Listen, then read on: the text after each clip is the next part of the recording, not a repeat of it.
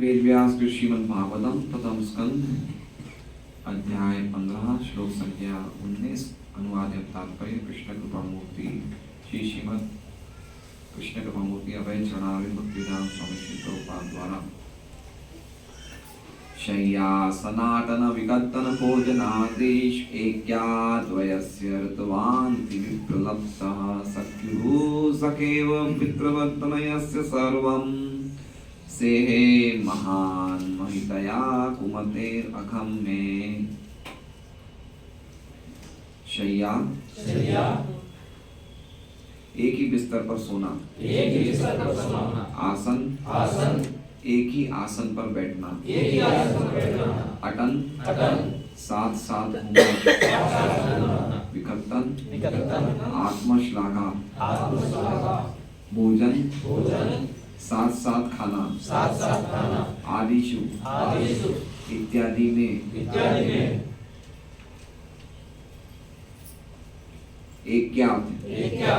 एकत्व होने से वयस्य हे मित्र ऋतुवान सत्यवादी इति इस प्रकार विप्रलब्ध पूरा आचरण किया गया। सख्यु मित्र से, सखा इव मित्र की भांति, पितृवत पिता की भांति, तनयस्य बालक का, सर्वम सारे, सेहे सह लेते, महान महितया यश से, कुमते दुर्बुद्धि का, अगम अपराध में मेरे। अनुवाद। सामान्यतः हम दोनों साथ साथ रहते और सोते। हम दोनों मतलब कौन कौन? सुरेश जी। भगवान कृष्ण और अर्जुन। सामान्यतः हम दोनों साथ साथ रहते और सोते, साथ साथ बैठते और घूमने जाते, और बहादुरी के कार्यों के लिए आत्म प्रशंसा करते हुए कभी कभी यदि कोई भूल होती तो मैं उन्हें ये कहकर चिढ़ाया करता था। माता जी वो कृष्णा बुक है आपके पास? कहाँ है? मनुष्य प्रभु आप ला सकते हैं? मनुष्य लिए ना कृष्णा बुक एक बार, कहाँ से बता देंगे।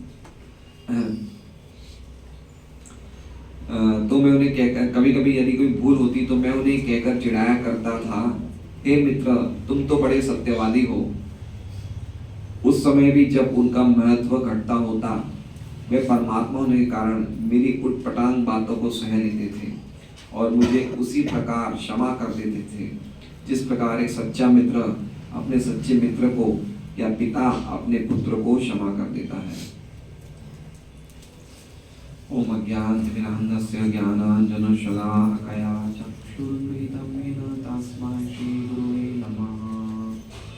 नामशेषमनुपदेशति पुत्रमत्र स्वरूपं रूपं तस्यागतगुरुपुरिमातुलिङ्गोष्ठवातिं राधाकुण्डलकेवलम् औराधिका माधवाशं प्राप्तो यस्य प्रथितकृपया श्रीगुरुं तन्नतोऽस्मि।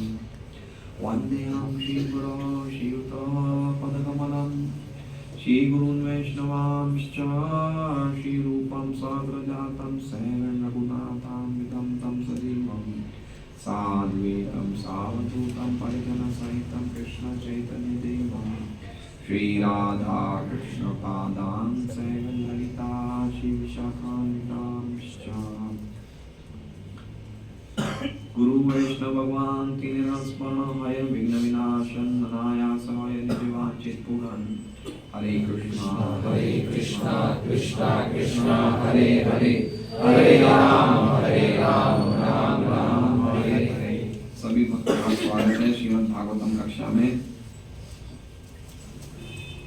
कैसा होता अगर दिन भर भागवतम कक्षा नृत्य संकीर्तन यही होता? दिन भर क्या करना है हमें? भागवतम क्लास, गीता क्लास, नृत्य, कीर्तन, प्रसाद, यही तो हमारा असली जीवन है।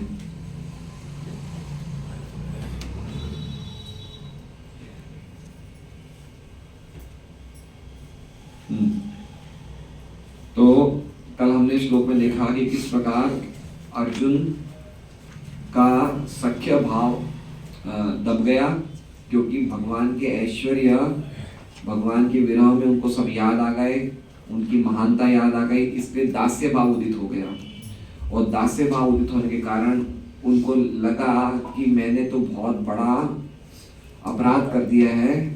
उन भगवान को, जिन भगवान को बड़े बड़े बुद्धिमान पुरुष उन भगवान के चरण कमलों की सेवा करते हैं मोक्ष प्राप्त करने के लिए, तो ऐसे भगवान का भजन मुझे मोक्ष प्राप्त करने के लिए करना चाहिए था, लेकिन मैंने उनको अपनी सेवा में लगाया, उन्हें अपना सारथी बना दिया। लेकिन फिर भी वो नाराज हुए?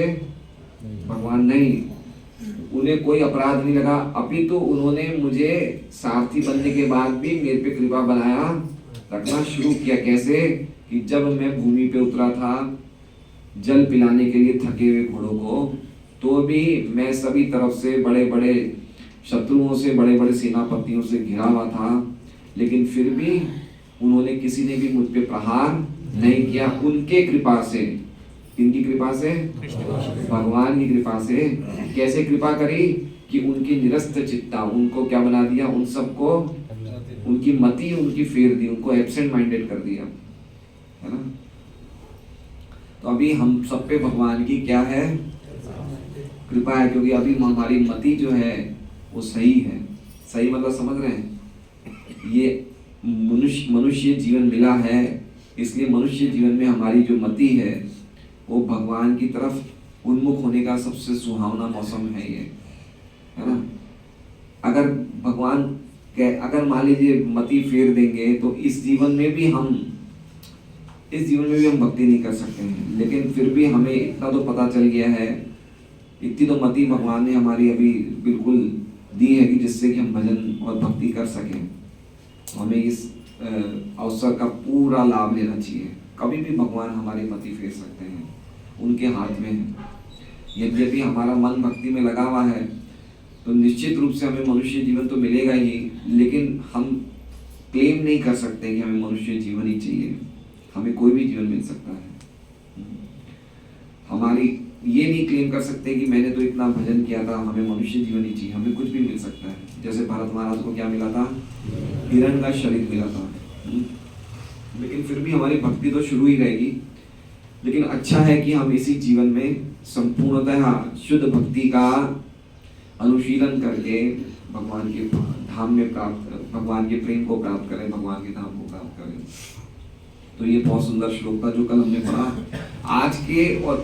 आज का दूसरा एक श्लोक है 17वां, जिसमें तात्पर्य नहीं है, तो हम खाली पढ़ लेंगे, तो उसमें तात्पर्य नहीं है। तो 18वां, नर्माणि उदार रुचिर स्मित शोभितानि हे पार्थ हे अर्जुन सखे कुरु नंदनेति संजल्पितानि नरदेव हृदि स्पृशानि स्मर्तुर्लुठन्ति हृदयं मम माधवस्य। हे राजन, उनके परिहास तथा उनकी मुक्त बातें अत्यंत सुहावनी तथा सौंदर्य से अलंकृत होती थी। हे पार्थ, हे सखा, हे गुरुनंदन कहकर उनका पुकारना तथा उनकी समस्त सहृदयता की अब मुझे याद आ रही है और मैं अभिभूत हूँ। और ये 19वां श्लोक जो आज हम करेंगे, मतलब ये दोनों श्लोक, 18वां श्लोक और 19वां श्लोक क्या चीज बता रहे हैं? अर्जुन भगवान के साथ अपने इंटीमेट मोमेंट्स स्मरण कर रहे हैं। इंटीमेट मतलब समझ रहे हैं? इंटीमेट को क्या बोलेंगे हिंदी में? अंतरंग। अपने मतलब अंतरंग लम्हों को, अंतरंग समय को, अपने संबंध को याद कर रहे हैं। ठीक है। जैसे जगत प्रभु हैं तो श्यामा वल्लभी के साथ जवानी में कैसे बाइक पे घूमते थे, है ना, ऐसे भेलपुरी खिलाते थे, चौपाटी ले जाते थे, तो वो उनको अचानक अभी याद आ जाए तो, है ना, तो उनका एक रिलेशन था, उनको याद करना। ऐसे ही भगवान के साथ जो अर्जुन का रिलेशन है इंटीमेट, जो उन्होंने आपस में आत्मीयता के साथ, अंतरंगता के साथ जो समय बिताया, जो उनके क्षण थे, वो सब उनको याद आ रहे हैं। ठीक है। तो ये दो श्लोक इसमें हैं, 18 और 19 के श्लोक। लेकिन जो जगत प्रभु के जो इंटीमेट रिलेशंस हैं माता जी से, वो याद करेंगे अभी तो उनको दुख होगा। समझ रहे बात को? क्यों? क्योंकि अभी वो उन चीजों को कंटिन्यू नहीं कर सकते हैं। अब वो तेजी से बाइक पे घुमाने ले नहीं ले जा सकते हैं, ठीक है? अब उन्हें भेलपूरी नहीं खिला सकता तो प्रसाद ही खिलाना पड़ेगा। फंस गए अब तो। क्या समझ रहे बात को? लेकिन भगवान के साथ जो हमारे संबंध है वो कैसे हैं? वो नित्य हैं, वो हमेशा चलते हैं। वो हम जब भी स्मरण करते तो हमें और खुशी होती। जैसे हमने ट्रेन में इतने सारे भागवतम सेट का वितरण किया था, तो अभी भी हम याद करते तो हमें बड़ा आनंद आता है ना? और ट्रेन में अगर हम किसी से झगड़ा करें तो वो हमें याद नहीं आएगा। क्यों? क्योंकि भगवान की सेवा में बिताए गए क्षण हमेशा के लिए अमर हो जाते हैं, अविनाशी हो जाते हैं। तो ये अर्जुन के जो भगवान के साथ अंतरंग संबंध था उसका वो स्मरण कर रहे हैं, ये 2 श्लोकों में, 18 में और 19 में। तो पिछले श्लोक में क्या बोल रहे हैं? नर्माणि उदार रुचिर स्मित शोभितानि। तो सबसे एक शब्द है जिसका नाम इसका है 18वें श्लोक में नरदेव। नरदेव है 18 श्लोक में एक शब्द है नरदेव, और एक शब्द है आखिरी माधवस्य। माधव मतलब लक्ष्मी के पति, है ना? माधव का अर्थ क्या है? लक्ष्मी के पति। तो नरदेव और माधव को हम पहले लेते हैं। हे नरदेव, हे नरदेव मतलब अर्जुन किसे एड्रेस कर रहे हैं? युधिष्ठिर को। नरदेव कौन है? राजा। ये सब बातें युधिष्ठिर से कर रहे हैं अर्जुन। तो हे नरदेव माधवस्य, जो माधव है, जो कृष्ण है, उनकी अब पहली लाइन से शुरू कर दीजिए। नर्माणी उदार रुचिर। उनकी जो बातें थी वो परिहास से युक्त थी। परिहास मतलब समझ रहे हैं? मजाक, जोक्स, जोकिंग थी उनकी बातें। मतलब मजाक में बोलते रहे यार क्या कर रहे हो बताओ, तो ऐसे बात करते हैं वो, करते थे मेरे से। और उदार, उदार मतलब खुलकर बातें करने वाला। खुलकर मतलब समझ रहे हैं? इंग्लिश में क्या फ्रैंक लिखा है? फ्रैंकली। फ्रैंक मतलब जैसे मुक्त। उदार मतलब समझ रहे हैं? जो मुक्त हाथों से दान देता है, तो मुक्त हाथ से खुल के हृदय की बातें करना। जैसे मान लीजिए कि खुल के हृदय की बात कौन किससे करता है? एक मित्र किसी मित्र से कर सकता है, एक बेटा अपने माँ बाप से नहीं कर सकता है। समझ रहे बात को? जैसे हंसदूत प्रभु ये बात किसको बोलेंगे कि मेरी शादी के पहले एक लड़की से चक्कर चलता था और लड़की बड़ी सुंदर थी और अब मुझे ये पल्ले पड़ गई है। ये बात हंसदूत प्रभु किसे बोलेंगे? ये इन्होंने मुझे बोली है, मुझे अपना मित्र मानते हैं। समझ रहे हैं? तो ऐसी बातें किससे बोली जाती है? तो ऐसी बातें अर्जुन और कृष्ण में होती थी। समझ रहे बात को? मतलब कोई भी उनके हृदय में वो कोई भी प्रकार का रिजर्वेशन नहीं रखते थे। जैसे अर्जुन कृष्ण को क्या बोलते थे कि मुझे सुभद्रा से प्यार हो गया है। सुभद्रा कौन है? कृष्ण की बहन है। आप समझ रहे हैं? और कृष्ण क्या बोलते थे? ठीक है दोस्त, तेरे लिए मैं सब व्यवस्था कर दूंगा। और अर्जुन की भगवान की व्यवस्था से अर्जुन ने कौन सा वेश धारण किया? सन्यासी का। और बलराम जी के साथ भोजन कर रहे हैं और सुभद्रा को प्रेम से देख रहे हैं और बलराम जी समझ नहीं पा रहे हैं। बलराम जी कौन है? स्वयं भगवान है। तो भगवान ने अर्जुन के लिए क्या व्यवस्था करी? अपने दोस्त के लिए ऐसी व्यवस्था कर दी कि भगवान बलराम को भी उन्होंने मोहित कर दिया। समझ रहे बात को? तो ये दोस्ती होती है ना, ये मित्रता बताइए कि इस प्रकार की मजाक भरी बातें अर्जुन के साथ भगवान करते थे। उदार मतलब उनकी बातों में क्या थी? फ्रैंकनेस थी, ओपन हार्ट। जैसे एक दोस्त से बात करता है, कोई भी हृदय की बात दोस्त कर सकता है, तो दोस्त ऐसी बात करते थे। श्रीधर स्वामी बोलते हैं उदार के साथ साथ उनकी बातें गंभीर भी हुआ करती थी। अब देखिए दो चीज का कॉम्बिनेशन, क्या क्या? फ्रैंक या मुक्त या और गंभीर। सभी उदार बातें गंभीर नहीं होती है और सभी गंभीर बातें उदार नहीं होती है। समझ रहे? जैसे आपस में दो देश के राष्ट्रपति बहुत गंभीर बातें करते हैं ना, डिप्लोमेटिक बातें, सीरियस बातें, लेकिन वो मुक्त हार्ट से तो बात नहीं कर रहे हैं।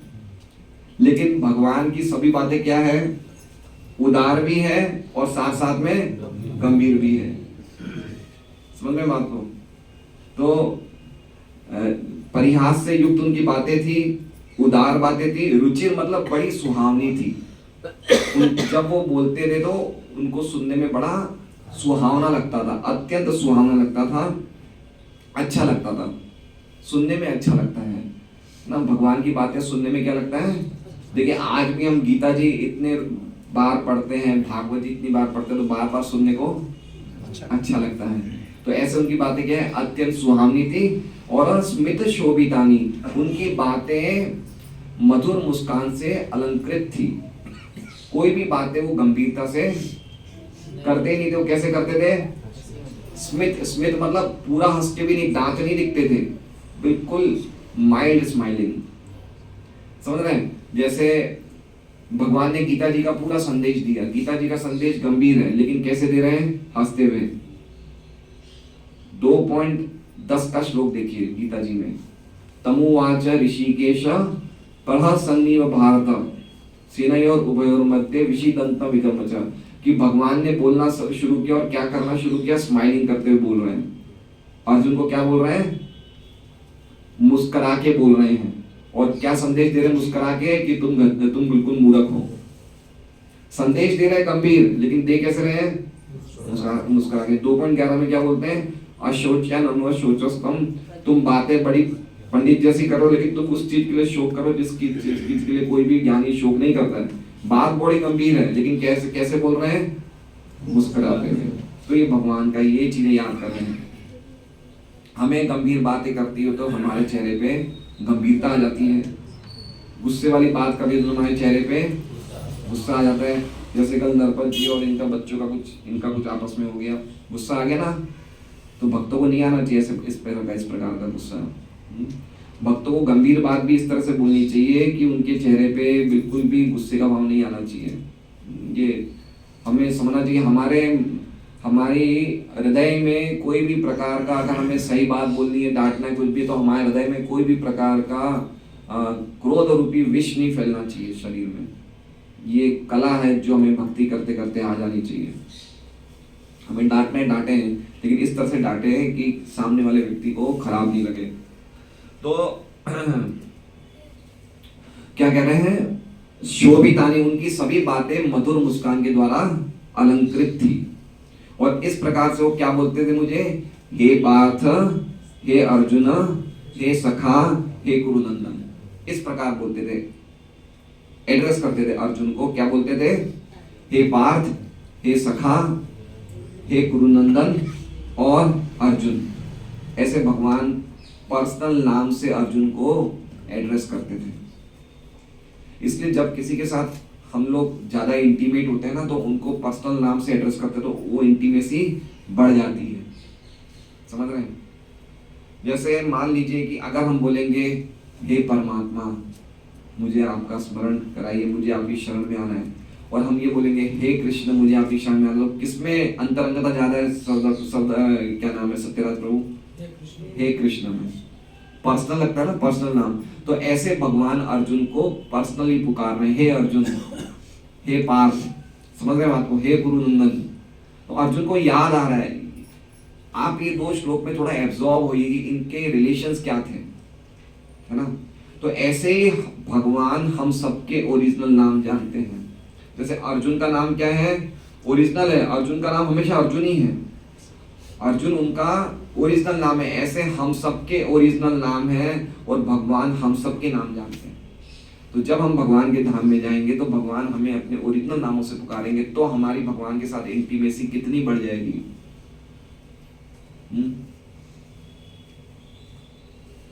जैसे मान लीजिए कि राज विद्या प्रभु एक मराठी समाज के अध्यक्ष हैं और नरेंद्र मोदी इनके समाज के कोई प्रोग्राम में आते हैं उद्घाटन करने, तो इन्हें ये बोलेंगे अध्यक्ष महोदय, तो इनको ज्यादा प्राइवेसी लगेगा, या ऐसा बोलेंगे राज विद्या तो ज्यादा प्राइवेसी लगेगा, है ना? स्वयं नरेंद्र मोदी राज विद्या के पुकारे, उनको लगेगा कि हमारा रिलेशन कितना बॉन्डिंग है, इंटीमेट है। तो उसी तरह से भगवान अर्जुन को कह रहे हैं हे अर्जुन, हे गुरुनंदन। और ये सब चारों नाम भगवान ने गीता जी में कहे हैं, है ना। कहीं कहीं जगह गुरुनंदन भी कहा है, मैया सक्त मना पार्थ, कहीं जगह पार्थ भी कहा है, भक्तों सी में सखा चेती, कहीं कहीं सखा भी कहा है, और कहीं कहीं अर्जुन भी कहा है ना। हाँ, कौन सा है? जन्म कर्म च मे दिव्यम एवं योनि त्यक्त्वा देह पुनर्जन्म नेति मामेति सोर्जुन, है ना। तो ये चारों नाम भगवान ने इस प्रकार से भगवान संबोधन करते थे अर्जुन को। तो इसमें 3 चीजें अर्जुन याद कर रहे हैं। एक तो उनके बीच में जो मुक्त बातें हुई, फ्रैंक टॉक्स आपस में हुई, मस्ती भरी बातें हुई मजाक में। दूसरा, भगवान की स्मृति याद कर रहे हैं, भगवान की स्माइल याद कर रहे हैं। और तीसरा, भगवान ने कैसे मुझे संबोधन किया था वो याद कर रहे हैं। और संजल्पितानी का इस प्रकार से जब भगवान ने मधुर बातें करी, संजल्पितानी का मतलब क्या हुआ? ऐसी बातचीत, मतलब ऐसी मधुर बातचीत जब करी तो क्या हुआ? हे नरदेव, हे महाराज युधिष्ठिर, हृदय स्पर्शानी, मेरा हृदय को स्पर्श कर गई वो बातें। वो मेरे हृदय को क्या कर गई? स्पर्श कर गई। छूकर मेरे दिल को किया तूने क्या इशारा। ये भी देखिए कितना हृदय। दूसरी देखिए, ये बात भी याद आ जाती है, 40 साल पुरानी पिक्चर देखी हुई याद आ गई। बताइए मन कैसा कैमरा है, सब चीजें रिकॉर्ड कर लेता है। तो हृदय को छू गई। और जब मैं उनको स्मरण करता हूँ तो लुठंती हृदय, मेरा हृदय क्या हो जाता है? अभिभूत हो जाता है। अभिभूत का एग्जैक्टली मीनिंग मैं समझ नहीं पा रहा हूँ। अभिभूत का क्या होता है? भाव में आ जाना। ओवरवेल्ड बोलते हैं इंग्लिश में, ओवरवेल्ड, सरोवर हो गया। हाँ, तो मेरा हृदय अभिभूत हो जाता है माधव जी के इन कार्यों से। तो ये श्लोक 18वां, क्योंकि इसमें टीका निगम काल इसका अर्थ लिया है हमने। अब 19वां श्लोक हम पढ़ते हैं कि आगे और क्या क्या अर्जुन स्मरण करते हैं। तो क्या कह रहे हैं? शय्यासना, हम लोग साथ में सोते थे। साथ में सोना किसे कहते हैं बताइए? कोई व्यक्ति बहुत पर्सनल होगा तो ही साथ में सोएगा। हम तो ऐसे यात्रा में जाते तो मजबूरी में सोना पड़ता है 3 बेडरूम में बाकी जल्दी से भी सोता नहीं है। अभी हम लोग तिरुपति में एक ही जगह थे, हमारा रूम और लक्ष्मी नरसिंह का रूम। तो इनके रूम में 4 जने थे, उनका पोता भी था, तो ड्राइंग रूम में सोते थे। तो एक दिन मैंने कहा कि चलिए मैं अकेला सोता था कमरे में, तो मैंने बोला कि चलिए एक दिन आप मेरे साथ सो जाइए। तो मैंने बोला एक शर्त है, आप खराटे मत मारना बोले नहीं प्रभु जी, कभी कभार आते हैं, सिर्फ बार बार नहीं आते। अब वो तो लेटते उन्होंने खराटे शुरू कर दिए। अब मुझे 11 बजे तक नींद ही नहीं आई। फिर मैंने बोला बोलूं कैसे मैं। फिर उन्होंने वो क्या है कि वो डबल बेड में क्या होती है होटलों में, एक ही कंबल होती है बड़ी, है ना, ओढ़ने वाली। तो एक ही ब्लैंकेट थी ओढ़ने वाली, तो उन्होंने अपनी तरफ खींच ली। अब मैं देखा खराटे भी मार रहे हैं, ये भी खींच ली। अब मैं बोलूं तो कैसे बोलूं, वो सोने के। अब फिर मुझे नींद नहीं आई उस दिन पूरी रात को, 3 साढ़े 3 बजे उठ गया। तो फिर मैंने सुबह बोला उन्हें कि लक्ष्मी सिंह आप लोग सोते ही खराटे हैं। बोले प्रभु जी मुझे नींद नहीं है, आप खराटे मार रहे थे। वो मुझे क्या बोले कि मुझे नींद नहीं है, आप खराटे मार रहे थे। तो मैंने देखा ये क्या चक्कर हो गया। तो कहने का तात्पर्य ये है कि जल्दी से कोई व्यक्ति किसी के साथ सोता नहीं, लेकिन इनका क्या रिलेशन था? साथ में सोए। और साथ में सोते तो कभी रजाई भी खींची जाती है, कभी पैर भी किसी को लग जाता है, कभी ये भी हो जाता है, लेकिन ये बिल्कुल साथ में सोते थे, है ना। तो शैया मतलब साथ में सोना, आसन मतलब एक ही आसन पे बैठना। एक ही आसन पे बैठने का क्या हुआ कि जैसे मान लीजिए कि अगर अभी कोई सन्यासी महाराज आए और उस सोफा पे बैठते हैं, तो हम कहाँ बैठते हैं? नीचे बैठते हैं ना, ये एटिकेट्स होता है। लेकिन अर्जुन किनके साथ बैठता था? उसी सोफा पे भगवान के साथ बैठते थे। एक आसन मतलब समझे? एक आसन मतलब नहीं ऐसे ऐसे शेयर करना, एक आसन मतलब एक ही सीटिंग में बैठना, एक ही लेवल पे बैठना, है ना। तो हमारा भगवान, हम लोग महाराज और के सामने या कोई सीनियर डिवोटी के सामने भी एक आसन पे नहीं बैठते हैं, लेकिन अर्जुन उनके साथ बैठते थे। शैया सना, है ना, आसन, एक ही आसन पे बैठते थे। देखिए क्या रिलेशन है अर्जुन का, समझिए भगवान के साथ। और ये भगवान का खाली अर्जुन के साथ रिलेशन नहीं है, ये सब हम सबके साथ रिलेशन है। अर्जुन जीवात्मा है ना, तो हम सबके साथ रिलेशन, और ये रिलेशन डेवलप करने के लिए ही हमें मनुष्य जीवन मिला है ना। तमसी माँ ज्योतिर्गम, मृतो माँ अमृतगम, और क्या असतो माँ सद्गम। तमसी माँ ज्योति, तो हमें इस अंधेरे रूपी संबंध से निकल के असली जगत में जाना है, प्रकाश की ओर जाना है। तो ये जो रिलेशंस है, ये संभव नहीं है कि हम लोग एक ही जीवन में डेवलप कर ले, लेकिन हम लोग काफी हद तक प्रगति कर सकते हैं, काफी हद तक। और जरूरी नहीं भी कर सकते, लेकिन मुश्किल है, लेकिन हम कर सकते हैं ना। ये बहुत ही मुश्किल है रिलेशंस है। एक जगह बताते हैं कि भगवान अपने सखाओं के साथ वृंदावन में लीलाएं करते हैं, तो उसमें लिखा है कि ये जो सखा जो भगवान के साथ खेल रहे हैं, इन्होंने कितने कितने जन्मों तक कितने पुण्य कार्य करे जो आज भगवान के साथ खेल रहे हैं। तो हम ऐसी स्थिति में नहीं है, लेकिन जो बेसिक प्रिंसिपल है उसे हमें कभी नहीं भूलना चाहिए। बेसिक प्रिंसिपल क्या है? Never to forget Krishna and always to remember Krishna. भगवान कृष्ण को सदैव स्मरण करो और उनको कभी भूलो मत। ये बेसिक प्रिंसिपल है भक्ति का।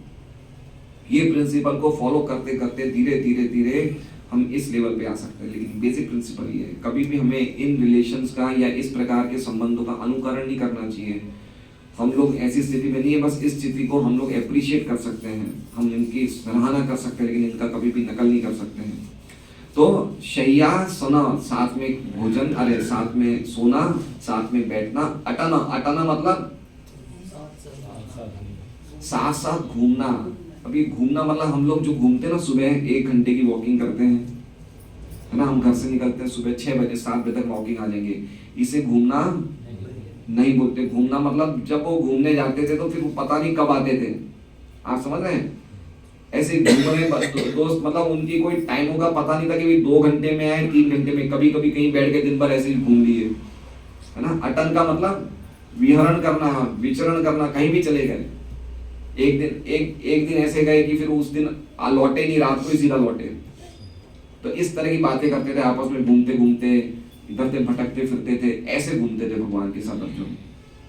शय्यासन, आटन, विकत्तन। विकत्तन मतलब डींगे हाँकना, है ना। क्या लिखा है इसमें? आत्मश्लाघा। आत्मश्लाघा का मतलब बताया है आत्म प्रशंसा, मतलब बहादुरी के कार्यों के लिए अपने आप की प्रशंसा करना। ये क्षत्रियों में क्वालिटी होती है ना, कि खुद की होशियारी मारना।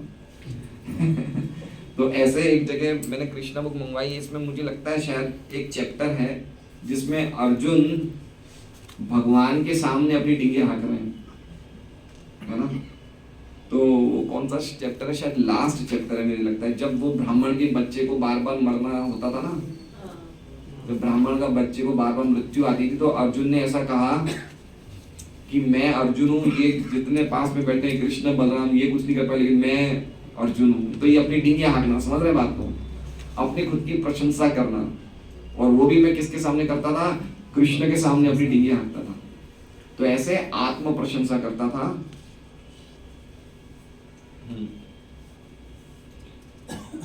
और साथ में भोजन करता था। विकत्तन, विकत्तन वाला आत्म प्रशंसा, बहादुरी के कार्य की आत्म प्रशंसा करते करते साथ में भोजन।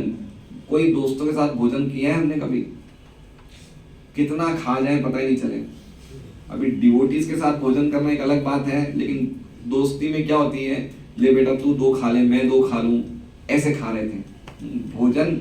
आदिशु, आदिशु मतलब इत्यादि, एक्सेट्रा एक्सेट्रा, मतलब इसके साथ साथ हो सकता है साथ में स्नान भी करते हो, साथ साथ में क्या क्या नहीं करते हो। तो इतना सब करते करते क्या हो गया? एक क्या, वो अर्जुन अपने आप को भगवान से एक समझने लगे। एक मतलब ऐसा नहीं कि आत्मा परमात्मा से एक हो गई, एक मतलब उन्होंने अपने आप में उनमें कोई अंतर नहीं समझा, ये कृष्ण है, मैं सामने मैं आत्मा हूँ, ये परमात्मा, वो अंतर समझना वो भूल ही गए। उन्हें लगे ये तो मेरे बराबरी का है, एक क्या समझ रहे हैं। और इस प्रकार से एक समझते हुए मैंने उनका उपहास करते हुए ये बोला, वयस्य वाला समझ रहे हैं, वयस्य वाला, हे मित्र ऋतुमान इति। ऋतुमान मतलब तुम तो बड़े सत्यवादी हो। क्या कहते हैं अर्जुन भगवान को? हे मित्र तुम तो बड़े सत्यवादी हो। मतलब ऐसा होता होगा कि कभी कभी भगवान कहीं आने में थोड़ा लेट हो जाए तो भगवान को क्या बोलते थे, तुम तो बड़े सत्यवादी हो।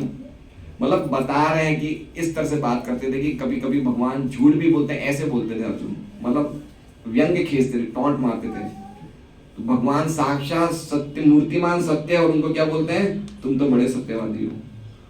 समझ रहे हैं? जैसे भगवान ने अर्जुन को क्या कहा गीता में, मन मना भो मत भक्तो मद्याजी माम नमस्कुरु मामे ऐश्यसि सत्यम ते प्रति जाने प्रियसी। ये चारों चीज करने से तुम मेरे पास आओगे, मैं तुम्हें सत्य बोल रहा हूँ। तो भगवान को ये बोलने की जरूरत नहीं थी कि मैं तुम्हें सत्य बोल रहा हूँ, क्योंकि साक्षात परम सत्य भगवान ही है। वो जो कुछ बोलते हैं सत्य ही है, तो फिर ये बोलने की जरूरत क्या थी कि मैं सत्य बोल रहा हूँ। तो ये भगवान की लीला है कि एक दोस्त कैसे बात करता है कि देख मैं तुम्हें सच बोल रहा हूँ, तुम मेरी बात मानो। तो ऐसे अर्जुन बोल रहे हैं कि अपने आप को तुम ऐसा बोलते थे ना, सत्यवानी थी, इस तरह से मैं उनका उपहास करता था कि तुम तो बड़ी सत्यवादी हो। इस प्रकार से उपहास करके विप्रलब्धम मैंने उनका तिरस्कार किया। किनका तिरस्कार किया? भगवान का उपहास करते हुए मैंने उनको तिरस्कार के द्वारा बुरा आचरण किया। लेकिन फिर भी भगवान ने क्या किया, सख्यु सखेव और पितृवत तनयस्य। जैसे एक दोस्त के अपराध को सहन करता है, और अगर दोस्त भी बहुत बड़े अपराध होते तो वो भी सहन नहीं करता, तो फिर दूसरा एग्जांपल दे रहे हैं पितृवत तनयस्य, कि बाप तो बेटे का सब कुछ सहन कर लेता है ना। दो उदाहरण दिए, एक दोस्त का दोस्त से साथ और बाप का बेटे से। तो बेटा तो चाहे कुछ भी कर ले, लेकिन अल्टीमेटली बाप तो उसे माफ कर ही देता है। उसी तरह से आपने, जैसे एक दोस्त के अपराध सहन करता है, एक बाप बेटे के सहन करता है, उसी प्रकार से आपने सर्वम सहे सेहे सब कुछ सहन कर लिया। सर्वम से क्यों सहन कर लिया, तो कह रहे महान, आप महान हो और महितया, आप महान महिमाओं से संपन्न हो। कौन सी महिमा से संपन्न हो? आप साक्षात परमात्मा हो, है ना।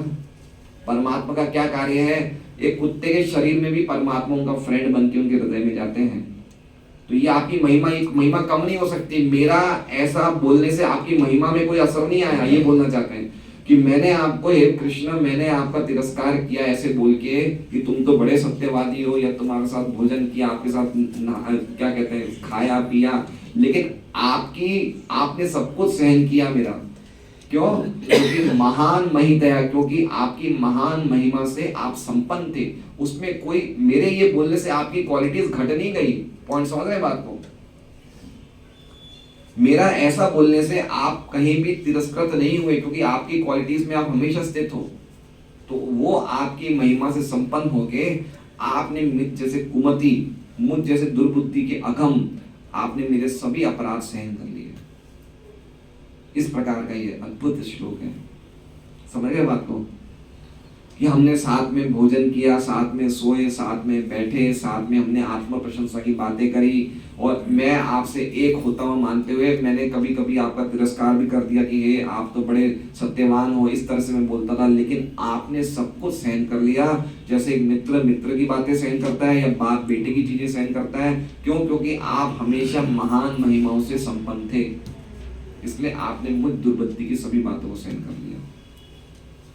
तो ये क्या कहते हैं, दो श्लोक में हमने अर्जुन के और भगवान के अंतरंग रिलेशंस का थोड़ा सा हमने श्रवण किया। अब इसमें हम श्रीधर स्वामी की टीका पढ़ेंगे। इनकी और विश्वनाथ चंद्र ठाकुर की टीका एक जैसी है।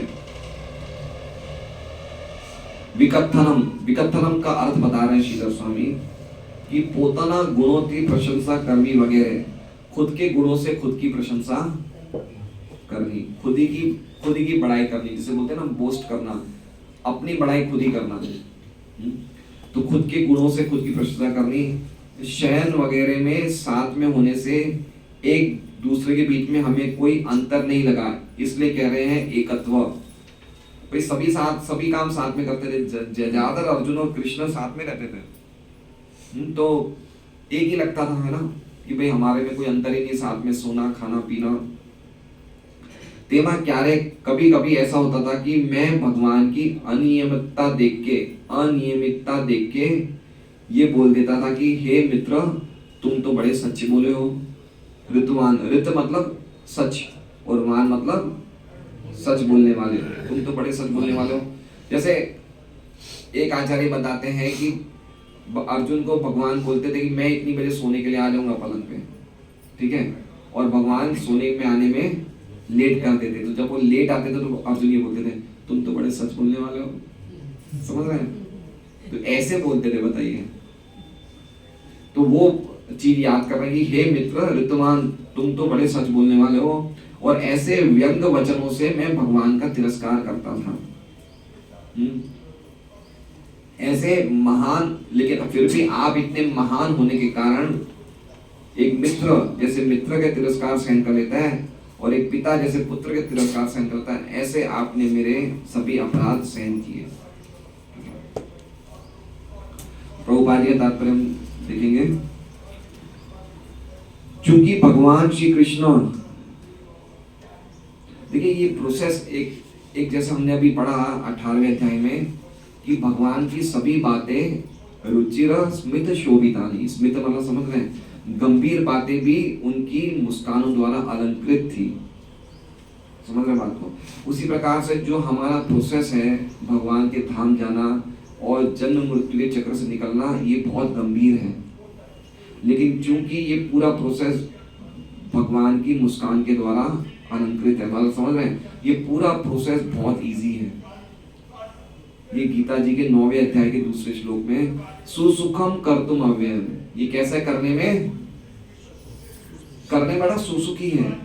हम लोगों को ज्यादा फिलोसॉफी समझने का आवश्यकता नहीं है, खाली हम प्रेम से हरे कृष्णा कृष्णा कृष्णा हरे हरे, हरे राम राम राम हरे हरे, खाली नाचना है, गाना है।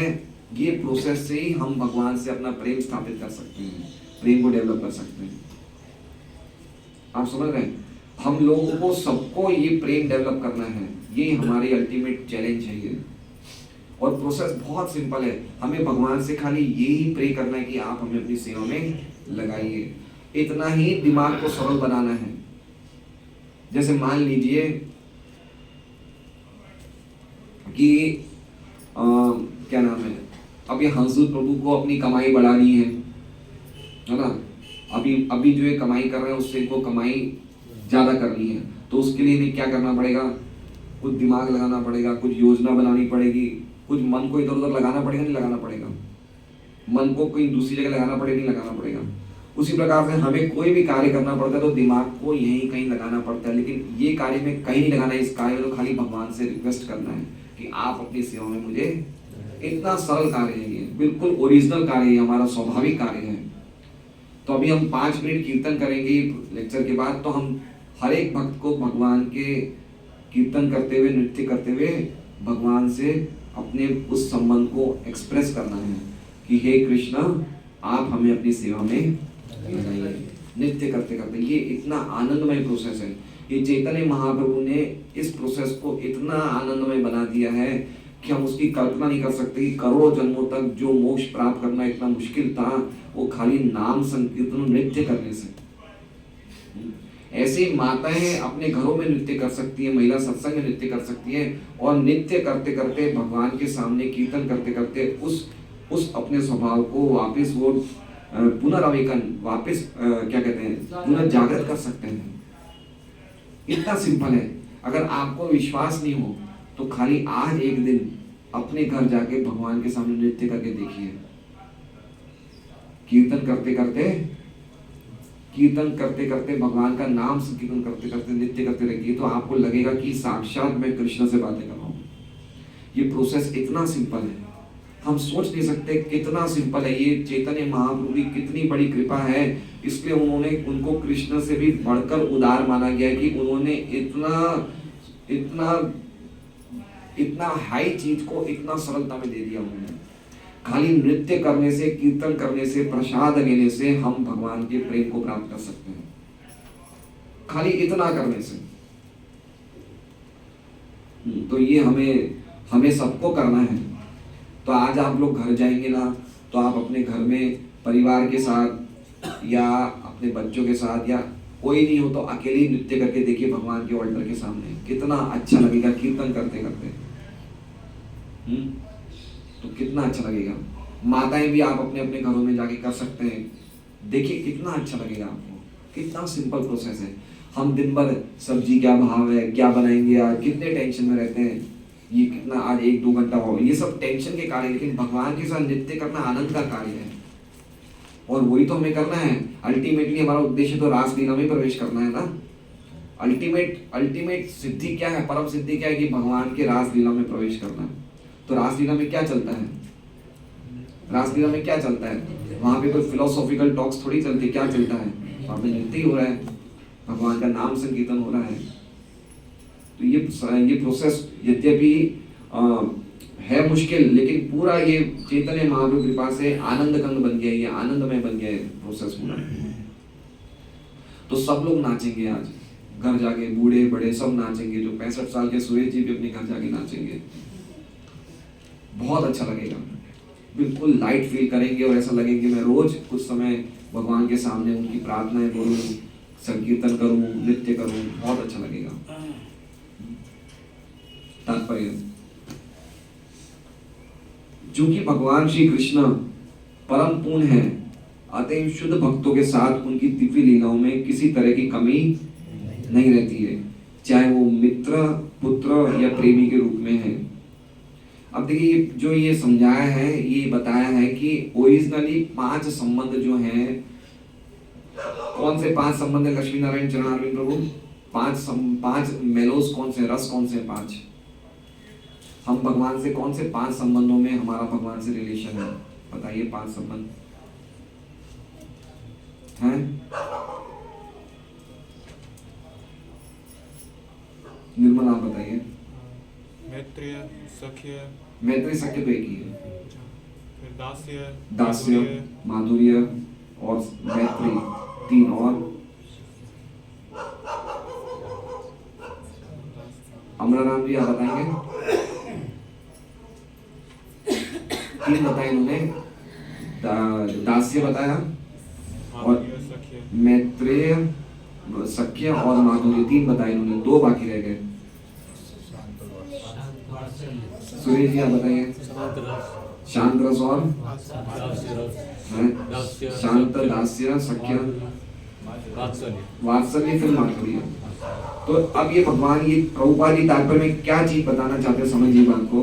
वो ये कह रहे हैं कि भगवान के साथ जो हम संबंध उनकी दिव्य लीलाओं में है, चाहे वो मित्र है, पुत्र है या प्रेमी है, के रूप में भगवान अपनी शुद्ध भक्तों के साथ उनकी दिव्य लीलाओं में किसी तरह की कमी नहीं रहती। कमी नहीं रहती मतलब ये 5 जो संबंध है, इसमें भगवान हमारे साथ परफेक्टली रेसिप्रोकेट करते हैं, बिल्कुल परफेक्ट तरीके से आदान प्रदान करते हैं।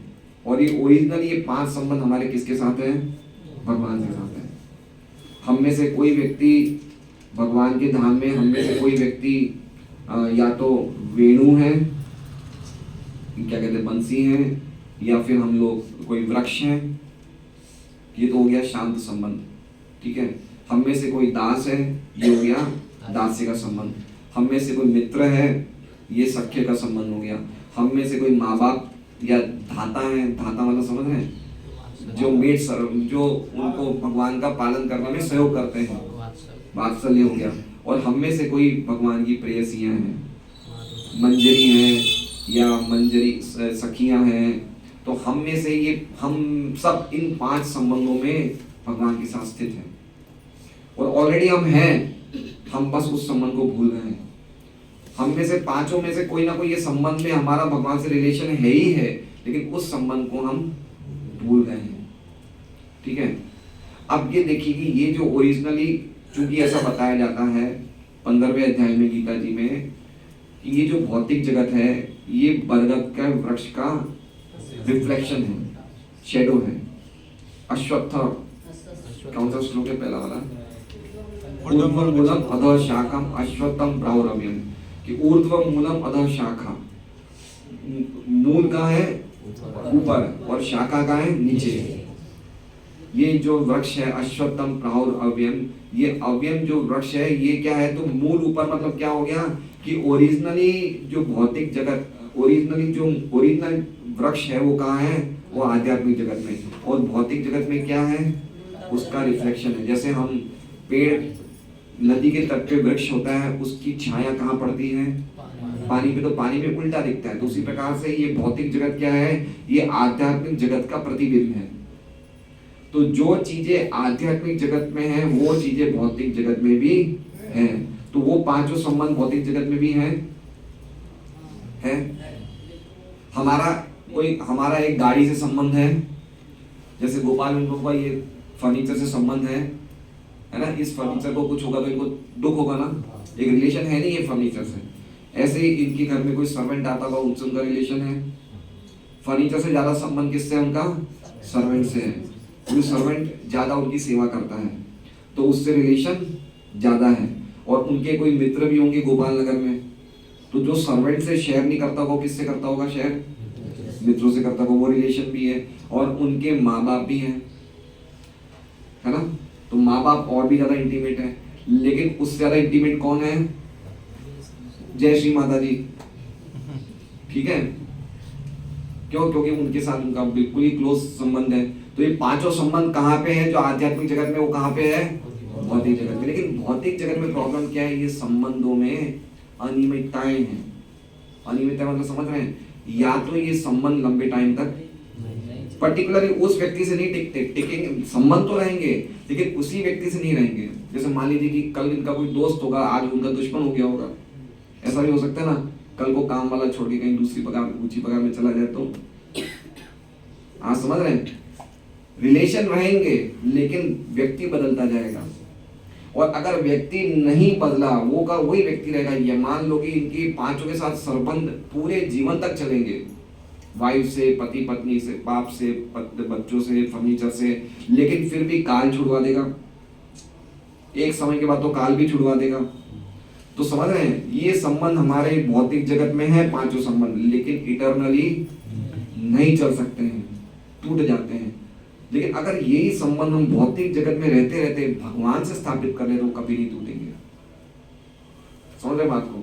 अगर भगवान की सेवा में हम लग जाएंगे तो हमारे वो रिलेशन, भगवान के स्वामी है, हम दास हैं, वो रिलेशन कभी नहीं टूटेगा। वो जितनी मात्रा में हमने डेवलप कर दिया है, अगले जीवन में वापस उतनी मात्रा से वापस आगे बढ़ेगा।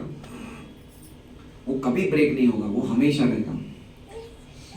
इसलिए श्रीवास ठाकुर के घर में जब नाम संकीर्तन हो रहा था तो उनका एक बेटा मर जाता है। श्रीवास आंगन है मायापुर में एक जगह, वहां पे चैतन्य महाप्रभु 24 घंटे कीर्तन करते थे। तो उनका पुत्र कीर्तन के दौरान ही मृत्यु को प्राप्त हो जाता है। तो श्रीवास ठाकुर ने अपनी वाइफ को कहा कि तुम बिल्कुल आवाज मत करना रोने की, महाप्रभु को पता चल जाएगा कि इनके घर में मृत्यु होगी तो उनका कीर्तन रुक जाएगा, है ना। बिल्कुल आवाज मत करना। तो उन्होंने रोया रही, कुछ नहीं करी, लेकिन कैसे ना कैसे महाप्रभु को पता चल गया कि कुछ यहाँ पे गड़बड़ हुई है। तो उन्होंने श्रीवास ठाकुर से पूछा, भाई क्या हुआ है? तो बोले मेरे बेटे का मृत्यु हो गया है। तो महाप्रभु ने वो बेटे को वापस, उसके अंदर आत्मा को वापस जीवंत कर दिया उस बेटे को। तो बेटा बोलता है, मैं किसका बेटा हूँ, मैं ये किनके बाप हैं, मैं तो कितने जन्मों से अलग अलग बापों को बदलते आ रहा हूँ, लोगों को बदलते आ रहा हूँ। तो वो दिव्य ज्ञान देते हुए वापस वो आत्मा चली जाती शरीर से। फिर उसके बाद श्रीवास ठाकुर थोड़े शांत हो जाते हैं, उनको ज्ञान, वो तो खैर भगवान के पार्षद हैं। फिर महाप्रभु कहते हैं कि आज से मैं और निताई तुम्हारे बेटे हैं, हमारा ये रिलेशन कभी नहीं टूटेगा। तो उस तरह से हमें इस तरह से भगवान से संबंध बनाना चाहिए, और ये संबंध कभी भी हमें दुख नहीं देगा। भौतिक जगत में अगर हम संबंध जो बहुत पक्के बनाते ना, जब ये टूटते तो दुख भी इतना ही होता है। होता नहीं होता है? होता है। जिससे जितना ज्यादा इंटीमेट संबंध होता है उससे ज्यादा जब टूटता है और ज्यादा दर्द होता है ना। लेकिन भगवान से संबंध हमारा टूट ही नहीं सकता है, कभी नहीं टूट सकता है, और इतना ज्यादा हमें आनंद बढ़ता है। इसलिए ये पॉइंट ये कहा गया है कि हमें भगवान से इस संबंध को बनाने चाहिए, वो परफेक्ट है संबंध। भगवान अपने मित्रों, माता पिता या प्रेमिकाओं की झिड़कियों में बड़े बड़े विद्वानों तथा धर्म विशारदों द्वारा विधि पूर्वक अर्पित की जाने वाली वैदिक ऋचाओं से भी अधिक आनंद उठाते। अब ये बात क्यों कही गई है? ये बात इसलिए कही गई है, प्रभुपाद तात्पर्य इसलिए कह रहे हैं कि अर्जुन को ऐसा लग रहा था कि मैं भगवान को अपमान कर रहा हूँ, उनको अपराध कर रहा हूँ, लेकिन भगवान को उसमें आनंद आ रहा था। आप समझ रहे बात को? भगवान के साथ अर्जुन जो भी मैत्री पूर्वक कार्य कर रहे थे उसमें भगवान को क्या आ रहा था? आनंद आ रहा था। अगर अर्जुन भगवान की बहुत ही ऐसी प्रार्थनाएं करते हैं, गोविंदम आदि पुरुषम तमम भजामि, तो भगवान को आनंद है। लेकिन भगवान को ऐसे बोले ना कि तुम क्या समझते हो, अपने आप को बड़ा सच मानते हो, क्या सत्यवादी मानते हो, तो उसमें भगवान को आनंद आ रहा था। जैसे गोपियां भगवान को बोलती थी चल कन्हैया नाच, हम तेरा नाच देखेंगे, और तालियां बजाते, तो उसे भगवान में वो देख के भगवान को आनंद आता है। कितना आनंद आता है? तो कह रहे हैं कि कोई बहुत विधि पूर्वक भगवान वेदों की स्तुति करे, वैदिक रचनाएं गाए, उसमें भी इतना आनंद नहीं आ रहा था जितना ये झिड़कियां जो गोपियां भगवान के शुद्ध भक्त भगवान को डांटते हैं उसमें भगवान को ज्यादा आनंद। जैसे मदन मोहन मंदिर गए थे हम वृंदावन में, पीछे एक जगह है जहाँ पे हमने परिक्रमा करते देखी थी, तो वहां पे सनातन गोस्वामी को जब भगवान भोग लगाते तो उनके पास नमक नहीं होता था, तो बोलते थे मदन मोहन खा ले भाई, ये रोटी में नमक वमक नहीं है, जो है तुम खा लो। तो ऐसी चीजें को सुन के भगवान को क्या आता था? खूब आनंद आता था, है ना? तो ये पॉइंट यहाँ पे कहा गया है कि कोई बहुत ही स्तुति पूर्वक प्रार्थनाएं करें, उससे ऐसा नहीं है कि उसमें आनंद नहीं आता, आना आता है उसमें। ऐसा नहीं कि हम भी ऐसा स्तुति पूर्वक प्रार्थना करें, हम भी रोटी में नमक डालना भूल जाए, ऐसा नहीं है। हमारा वो लेवल नहीं है कि भाई खर्चा बचेगा नमक का रोटी में नहीं डालें, ये ऐसे शुद्ध भक्तों के लिए। लेकिन कहने का मतलब हमें तो गोविंदम आदि पुरुषम तम बने खूब विधि पूर्वक अच्छी तरह प्रार्थना करनी चाहिए, लेकिन भगवान को उससे भी कहीं ज्यादा आनंद किसमें आता है? जब कोई भगवान को डांट फटकार की बात करता है ना, जैसे उनके शुद्ध भक्त, और कोई नहीं, उनके शुद्ध भक्त, जैसे क्या कहते हैं, वृंदावन में उनके सखा क्या करते थे? भगवान के कंधों पे चढ़ जाते, बोलते तू कौन बड़ा है, मैं तेरे कंधे पे चढ़ जाता हूँ, है ना? तो हम मंदिर में भगवान के कंधे पे चढ़ सकते हैं? या अमला राम की ये छवि को हटा के यहाँ खुद ऊपर बैठ जाएंगे क्या? ये नहीं कर सकते ना। लेकिन कृष्ण के सखा ऐसे कर सकते थे, और कृष्ण को उसमें ज्यादा आनंद आता था।